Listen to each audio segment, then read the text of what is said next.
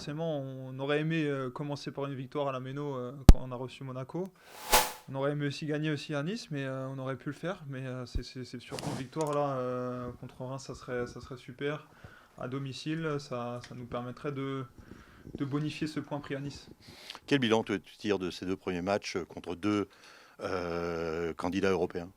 Ouais, ben voilà, c'est deux candidats européens, comme tu l'as dit. Donc c'était deux matchs pas faciles, même si tous les matchs sont difficiles, j'ai envie de dire. Il y a eu une évolution, une petite évolution quand même sur ces deux matchs, des choses qu'on a pu corriger. Tout n'est pas parfait, c'est ce qui fait qu'on gagne pas ces matchs. Mais déjà, dans l'état d'esprit, je trouve qu'on retrouve ça. Et comme nous l'a dit le coach, il faut trouver ça sur 90 minutes, 95 même. Arrive Reims qui vient de débuter par deux défaites avec 4 buts encaissés à chaque fois. C'est le prototype même du match piège. Exactement, ouais, exactement. Une équipe aussi qui voudra voilà, enclencher le compteur point. Et un peu piqué dans leur orgueil avec ce match justement où ils ont pris plusieurs buts. Donc forcément ça va être pas facile parce qu'ils vont tout donner pour accrocher un résultat, c'est clair. Tu parlais de progrès sur les deux premiers matchs. Au niveau de la défense, le premier match, vous aviez l'air particulièrement en difficulté. À Nice, moins. Tu sens aussi que la défense commence à se mettre un peu plus en place. Oui, bien sûr. Après c'est deux matchs différents qu'il faut analyser aussi les uns les différencier forcément. Monaco, voilà, qui est arrivé aussi avec d'autres profils de joueurs, vraiment bien physiquement. Nice un peu moins bien, qui se cherche aussi. Mais effectivement, il y a du mieux. Moi, à Nice, ce que j'ai ressenti, c'est que tactiquement, on était bien. Il y a des choses qui étaient mieux qu'on a pu corriger sur le match de Monaco, effectivement. Après, même si c'est deux équipes différentes, il y a toujours une évolution. Moi, personnellement, j'essaie d'apporter le plus aux mecs autour de moi et puis voilà, de concéder le moins d'occasions. Ouais. On parlait l'autre jour avec Matt Sells des clean sheets de l'an dernier. Il y en avait eu 13. J'imagine que pour un défenseur, c'est important aussi de finir un match sans prendre de but. Ouais, bien sûr, c'est toujours l'objectif. Voilà, c'est toujours l'objectif de pas concéder. Mats fait les matchs qu'il faut, il fait de très beaux arrêts. À nous voilà, de moins le solliciter aussi le moins possible. Et on travaille dessus. Forcément, on sait très bien qu'une équipe performante, c'est une équipe solide défensivement. Donc on travaille tous dessus. Et sans pression, on le fait comme on a l'habitude de le faire et ça viendra tout seul. Stéphane parlait justement de la défense de Reims qui a pris 8 buts en 2 matchs. Est-ce que tu crains pas justement qu'ils viennent en fermant la boutique ici? Euh, c'est possible, et possible qu'ils cherchent forcément une solidité défensive aussi, donc surtout à l'extérieur. Ils nous avaient bien embêtés la saison passée. C'est une équipe difficile à jouer qui justement est solide défensivement et qui sait se projeter rapidement vers l'avant. Donc c'est possible qu'ils cherchent effectivement une bonne solidité défensive dans un premier temps, oui. On a appris l'absence de Jairzinho pour quelques semaines. Qu'est-ce que ça va changer pour toi et pour la défense centrale? Bah, pas grand-chose. Voilà, c'est vrai que Jerzier, on sait que c'est un élément important de la défense, mais voilà, je sais aussi qu'on est plusieurs défenseurs à être concernés par les matchs. On est tout un groupe. Dès qu'il y a un absent, ça fait partie de la saison. Et dès qu'il y a un absent, il y a quelqu'un qui le remplace très bien. Il y a Ismaël qui est prêt aussi. Il y a Lucas aussi qui peut apporter dans l'axe de la défense. Donc voilà, il y aura pas de souci. Les mecs sont prêts par rapport à ça. Je dis ça avec un petit peu d'ironie parce que c'est que la troisième journée, mais mine de rien, vous avez l'occasion de mieux démarrer que la saison dernière si vous venez à vous imposer face à Reims.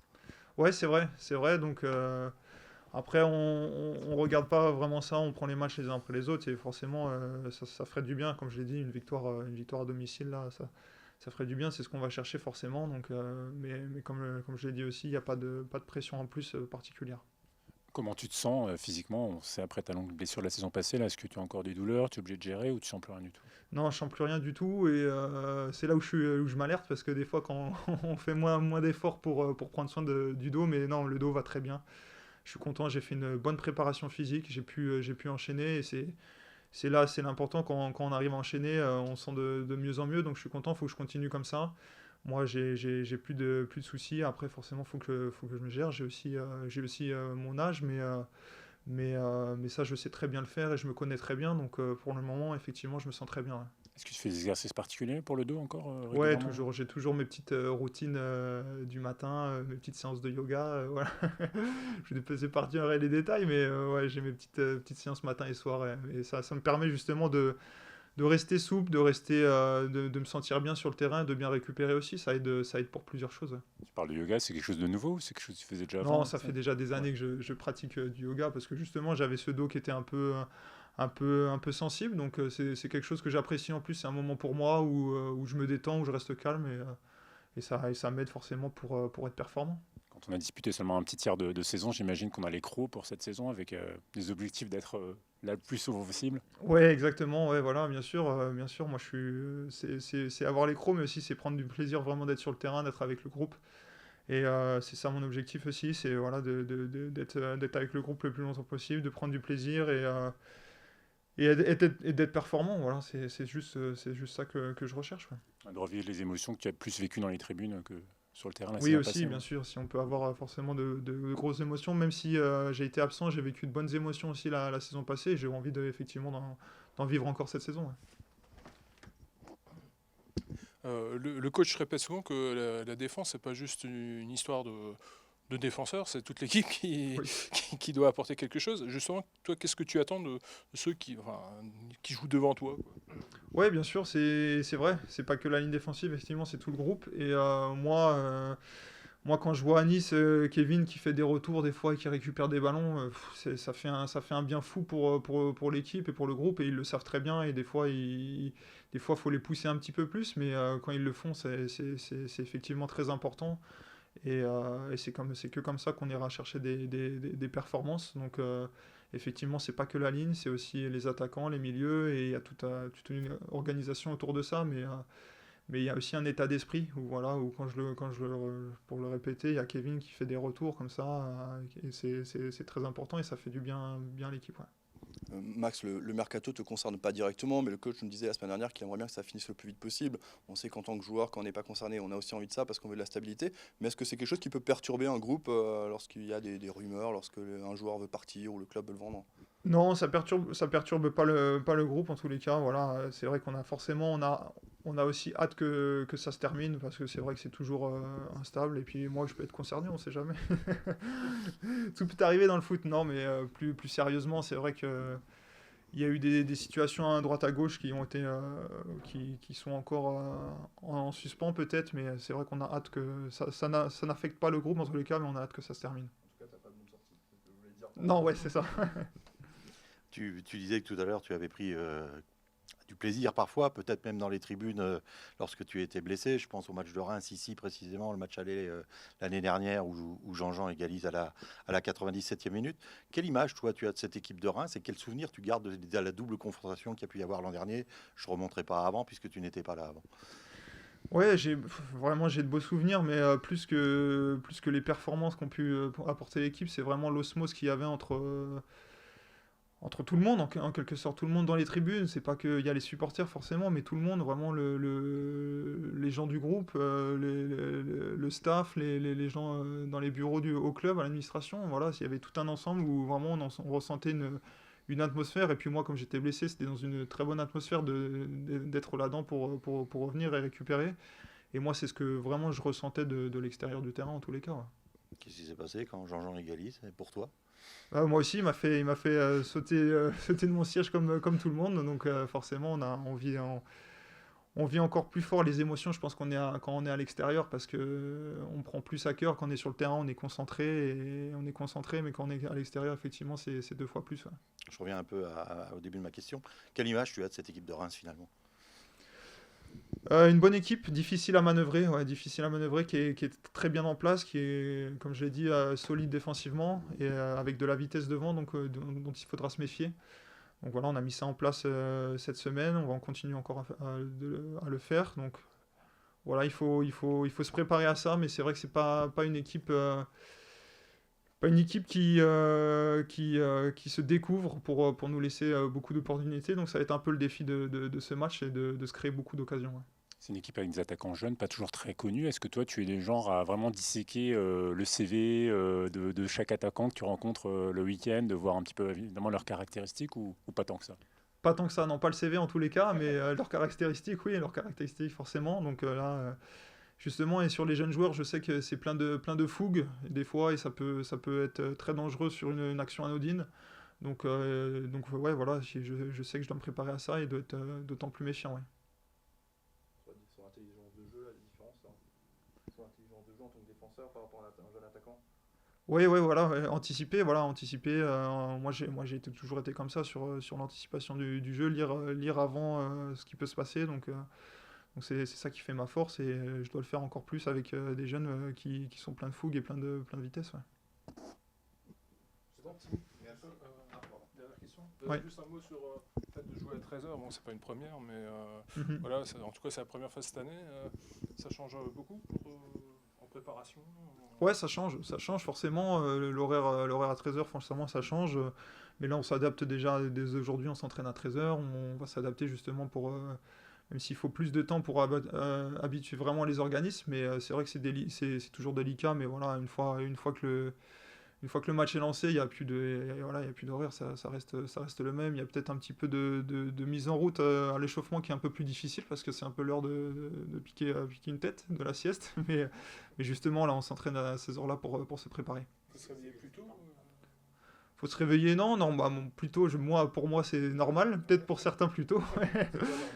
Pour moi, normal, c'est 7h30 du matin. 7h30 du matin, réveillé. Mais non, mais justement, là, le coach nous a justement averti. Faites un brunch dans la matinée, mangez plus tard. Donc moi, j'ai attendu jusqu'à 9h30, 10h pour avoir quelque chose dans le ventre et avoir digéré pour l'entraînement. C'est quelque chose qui t'embête de jouer à 13h. Franchement, pas plus que ça. Je sais que ça peut déranger certains. Moi personnellement, non, ça me dérange pas parce que justement, je suis levé à 7h30, moi, donc je suis prêt. Merci. Bonjour Julien. Bonjour. Je le disais avec un petit peu d'humour à Max tout à l'heure, en cas de victoire ce week-end, si victoire il y a, vous démarreriez mieux la saison que la saison passée. Ouais. Et vous savez que je veux pas comparer les deux saisons. Je sais que vous vouliez pas. Vous savez. Ouais, bien sûr. Non mais Je le dis genre, à chaque fois. pour le coup, le Racing, vous avez affronté, plus sérieusement, vous avez affronté Monaco et Nice, qui sont deux prétendants à l'Europe, et là vous allez affronter Reims. Il y a vraiment l'occasion maintenant de lancer la saison. Oui, je pense que c'est le même objectif aussi pour eux, c'est de lancer leur saison. Voilà, donc c'est deux clubs qui vont vouloir lancer véritablement leur saison, même si nous on a déjà fait des choses dans les deux matchs. On est tombé sur la première journée contre une équipe plus forte que nous. La deuxième journée, on a plus que rivalisé avec un prétendant à l'Europe. Reims a eu deux résultats sévères, deux défaites sévères, notamment celle de ce week-end, qui ne reflète pas vraiment la physionomie du match. Et il y a eu un début de deuxième mi-temps pour eux avec des circonstances qui les ont amenés à prendre un carton rouge et à concéder un penalty en 2 minutes, et ce qui a transformé complètement la rencontre. Il ne faut pas non plus se tromper. Reims, c'est pas une équipe qui est défensivement en difficulté. C'est une équipe qui a subi sur les 2 premières journées moins de situations dangereuses que nous, par exemple. Et pourtant, ils ont pris 8 buts. Donc c'est pour ça qu'il faut toujours rester très mesuré. C'est une équipe qui est toujours compliquée à manœuvrer, toujours compliquée à jouer. C'est difficile, on l'avait vu sur les matchs de la saison dernière. Enfin, c'est très compliqué. Voilà, c'est des matchs qui sont souvent très serrés, qui se jouent à peu de choses. Mais oui, en jouant à domicile, en retrouvant le public, on a envie, on s'est préparé pour faire la meilleure performance possible et gagner, bien sûr. Est-ce que vous craignez justement d'avoir un bloc très bas en face de vous ce week-end ? Je ne sais pas quel sera le plan de jeu. En tout cas, on s'est préparé à différents scénarios possibles, dont celui-là. On sait qu'ils ont aussi des qualités de vitesse pour pouvoir, derrière, sur les transitions, être performants. C'est une possibilité. Après, je ne sais pas s'ils viendront à 4, s'ils viendront à 5, comment ils défendront, est-ce qu'ils feront l'individuel au milieu de terrain, est-ce qu'ils joueront en zone. Voilà, tout ça, c'est des choses qu'on a préparées, c'est des problématiques qu'on a anticipées. Mais on sait qu'il y a de la solidité défensive, en tout cas de la dimension athlétique dans cette équipe. Et on sait aussi qu'il y a de la vitesse devant, avec des joueurs comme Touré, comme Van Bergen, comme Balogun qu'ils ont pris, là, qui est un joueur puissant, qui a déjà mis 2 buts en 2 matchs. Entre autres, il y en a d'autres également. Il y a Zenelli aussi qui est là et qui est très influent dans le 1 contre 1 et très déstabilisant pour créer du déséquilibre. Donc voilà, ils ont des arguments avec de la vitesse et un bon potentiel athlétique. Pour aborder ce match, il y a une contrariété de poids et de taille, c'est l'absence de Jerzy qui est blessé. Qu'est-ce que tu peux nous dire sur sa blessure et comment tu abordes ce forfait? Écoute, ce que je peux te dire sur sa blessure, c'est que c'est un muscle profond de la hanche qui a été touché. C'est des blessures qui sont très rares, mais qui arrivent là aujourd'hui pour Jerzy, malheureusement. Que pour l'instant, la durée d'indisponibilité, elle n'est pas déterminée, parce que c'est vraiment en fonction de sa vitesse de récupération et de son ressenti. Voilà, ça va nous obliger à nous réajuster sur la ligne défensive. Voilà, donc j'y réfléchis depuis qu'on sait et qu'on connaît son forfait. Ça fait maintenant 24 heures. Voilà, on va perdre Jerzy pour ce match-là assurément. Après, peut-être pour d'autres, j'en sais rien. On espère rentrer du monde aussi. Là, il y a Ronny qui va être disponible. Colin, ça ne sera pas encore pour ce week-end. On verra la semaine prochaine. Ce sera peut-être encore un peu juste, peut-être pour la semaine d'après. On a été obligé de s'adapter depuis le début de la préparation sur notre ligne défensive, sur l'intégration de certains joueurs. On sera encore obligé de le faire. Voilà, nous de travailler de continuer à trouver des solutions. C'est pas idéal, c'est clair. On préférerait avoir tout le monde, mais voilà, on est obligé de s'adapter. Tu avais déjà testé à l'entraînement, en tout cas, Lucas, dans ce poste de défenseur central sur la ligne de 3. Est-ce que c'est quelque chose qui... voilà, est-ce qu'il est prêt à tenir ce poste? C'est une option. J'ai testé plusieurs options hier à l'entraînement. Et on n'a pas attendu l'entraînement pour aussi anticiper éventuellement des blessures. Je l'ai déjà fait avec Alex, je l'ai déjà fait avec Isma Doucouré aussi. Donc voilà, l'entraînement sert aussi à ça, à anticiper des problématiques qu'on peut rencontrer, notamment dues à des blessures, et de tester différentes possibilités, différentes associations. On l'a déjà fait. Donc ça sera une de celles-ci. C'est pas que j'ai pas envie de vous le dire aujourd'hui, mais très honnêtement, j'ai pas encore décidé. Voilà, on a besoin de discuter encore avec le staff, on a besoin d'échanger aussi avec les joueurs, parce que c'est particulier, une modification de poste, même si les principes sont connus de la part de tout le monde. Dans les repères, voilà, il faut bien se sentir, donc on a besoin de discuter encore un petit peu. Et Jerzy, c'est un truc qui traînait depuis un petit moment? Non, C'est pas du tout. Apparu, Non, c'est apparu à l'issue du match de Nice. Il y avait une petite gêne en début de semaine, je ne savais pas trop d'où ça venait. Et puis moi, j'ai pris le parti de l'arrêter mercredi avant la fin de la séance, puisque je voyais que c'était pas top. On a bien fait de l'arrêter à ce moment-là, parce que si on avait continué, certainement que ça aurait été plus grave. Donc voilà, je pense qu'on l'a arrêté au bon moment. Tu veux jamais te référer aux saisons passées, mais hier, tu as quand même dit que Reims vous avait beaucoup embêté la saison dernière. Qu'est-ce que tu gardes finalement de cette image, de cette équipe de Reims, de ces deux confrontations, du scénario un peu fou qu'il y avait eu à la Méno avec l'égalisation de Jean-Jean? Ça a été des matchs qui, pour toi, ont compté peut-être dans cette saison? Ouais, tous les matchs comptent.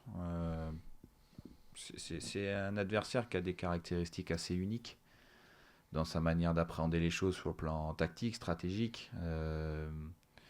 Puis aussi parce qu'ils ont cette force-là de pouvoir être dangereux avec peu de choses finalement, grâce à leur vitesse sur les transitions et grâce aussi à leur qualité sur les coups de pied arrêtés.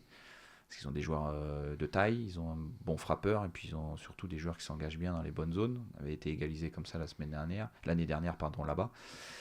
Ce que j'en retiens, c'est que contre ces blocs-là, quand tu n'as pas des capacités de dribble et d'élimination dans le 1 contre 1, il faut avoir beaucoup d'idées collectives pour déséquilibrer ces équipes-là.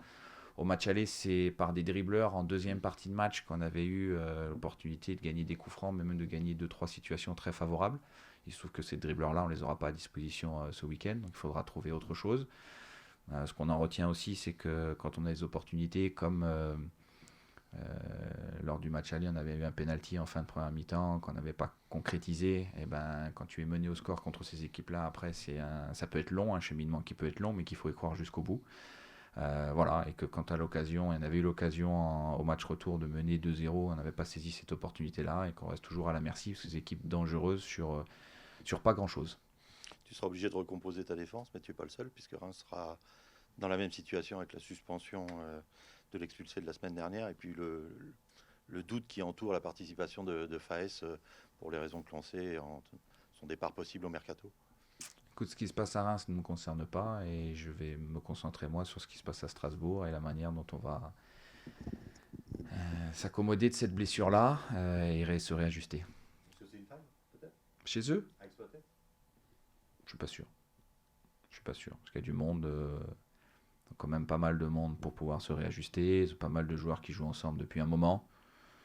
Je ne suis pas convaincu que ça soit vraiment une faille. Après, la présence ou non de Faes modifiera aussi certaines choses. Juste pour revenir sur Colin Dagba et Lebo Motiba, ils en sont où tous les deux actuellement? Colin, il est dans une phase on va dire, de réathlétisation bien avancée, mais pas terminée. Donc il a besoin encore de se renforcer, notamment son ischio. Et il y a des étapes qu'on doit passer pour s'assurer d'une bonne remise en route après sur le terrain et limiter au maximum le risque de rechute. Et on n'a pas passé encore toutes ces phases-là pour pouvoir l'avoir durablement sur le terrain et encore plus ambitionner à l'avoir dans un groupe. On n'est pas encore dans cette phase-là. Ça avance bien, mais on n'y est pas encore. Il faudra au moins encore la semaine prochaine pour valider toutes les étapes. Et Lebo, ça fait maintenant une bonne quinzaine de jours qu'il a repris les entraînements. Il a fait 2 bouts de match avec la réserve, 45 minutes et 60 minutes la semaine dernière. Bon, ça avance. Voilà. On connaît toutes les blessures qu'il a eues et tous les pépins qu'il a eus. Mais il semble pouvoir enchaîner là les séances d'entraînement sans douleur. Donc c'est déjà une belle victoire pour lui et une bonne étape de franchie déjà. En tout cas, il est disponible, il est à ma disposition. Après, je ferai les choix, mais voilà, il peut, en tout cas, il peut enchaîner maintenant les séances d'entraînement depuis une quinzaine de jours. On a eu besoin de le couper une fois la semaine dernière, mais voilà, comme on peut avoir besoin de couper d'autres joueurs aussi, donc bon, il peut supporter la charge d'entraînement. Jouer un match à 13h, c'est devenu une habitude ou c'est quelque chose qui reste un peu contrariant, embêtant? Mais si ma mémoire est bonne, je crois qu'à 13h, on n'a pas joué la saison dernière.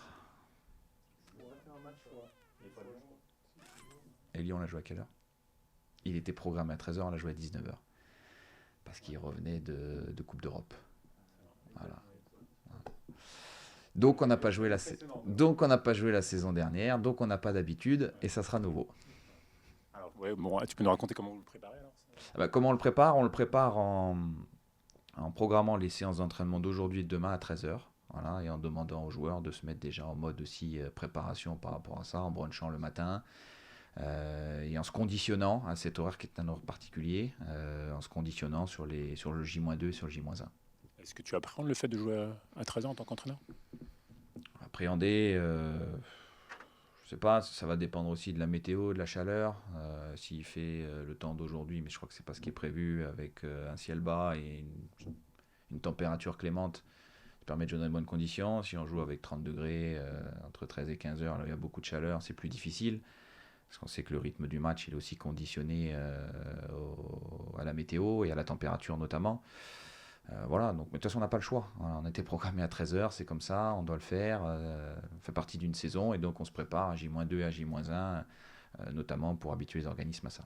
Maxime Le Marchand disait que lui ça ne le dérangeait pas parce qu'il avait à 7h30 tous les jours. Est-ce que tu sais qu'il y a d'autres joueurs où il faut être un peu plus attentif peut-être parce que tu sais que ils seront peut-être plus de difficultés à 13h? Il y a des pères de famille qui ont l'habitude de se lever tôt, qui sont réveillés par leurs enfants, et puis il y en a d'autres qui ne sont pas pères de famille et qui profitent parfois lorsqu'il y a off le matin pour pouvoir dormir un petit peu plus. Voilà, donc ce qu'on leur a demandé, c'est sur ces 2 journées-là, de se mettre en condition de préparation de match, de faire leur brunch à 9h30, de se lever un peu plus tôt et de conditionner déjà le corps à ce qui va se passer dimanche. C'est pas pour en faire de trop là-dessus, Julien, mais est-ce qu'on peut aussi imaginer, comme en Italie, on sait qu'au mois de juillet, août, enfin au mois d'août en tout cas, les matchs sont le soir plutôt, et après il y a des programmations l'après-midi. Est-ce que ça serait pas une alternative? Alors là, il fait meilleur, c'est vrai, mais on a Aujourd'hui, eu des... ouais. Voilà, non, mais voilà, mais c'est ça, mais on a eu des fortes chaleurs ces dernières semaines. Est-ce que c'est pas aussi quelque chose peut-être à envisager à un moment donné? Ça, il faudra demander aux diffuseurs télé. Si tu me demandes mon avis sur le moment où je préfère jouer lorsqu'on est en période estivale, je vais te dire, je préfère jouer le soir. Voilà. Et assez tard le soir, parce que c'est là où on a la possibilité d'avoir peut-être des températures un petit peu plus clémentes. Et je pense que c'est à ce moment-là où le spectacle pourrait être de meilleure qualité, même si sur les 2 matchs qu'on a fait, que ce soit contre Monaco ou contre Nice, sur des matchs à 17h avec des fortes chaleurs, c'était 2 matchs avec beaucoup d'intensité. C'était pas des matchs de début de saison, c'était déjà des matchs de pleine saison, en tout cas en termes de volume et d'intensité de course. C'était déjà très haut. Mais globalement, les joueurs sont dans des meilleures conditions lorsque déjà on est en nocturne. Je préfère souvent jouer en nocturne à ce moment-là de la saison. et aussi lorsque la température diminue un tout petit peu. Et pour clôturer ce point météo, admettons dimanche il venait à faire 30 degrés. Est-ce que vous préférez faire la préparation dans les mêmes conditions niveau température, ou vous préférez comme cette semaine des températures un petit peu plus clémentes?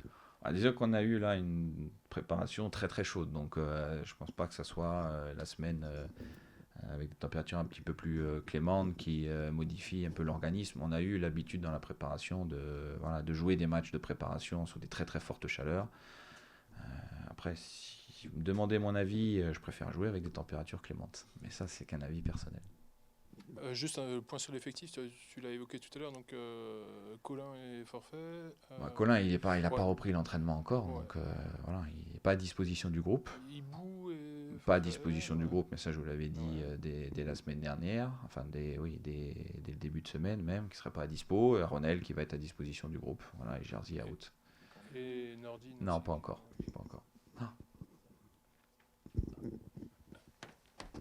Maxime Le Marchand disait tout à l'heure qu'il souffrait plus de dos, qu'il avait plus de douleur. Bon, c'est un joueur qui a disputé une douzaine de matchs seulement la saison passée à cause des raisons qu'on sait. Qu'est-ce que tu attends de lui cette saison? Mais qu'il apporte son expérience, son calme, sa maturité, et puis qu'il rentre en concurrence avec les autres défenseurs centraux. C'est vrai que la saison dernière, il a été malheureux, il s'est arrêté pendant 6 mois.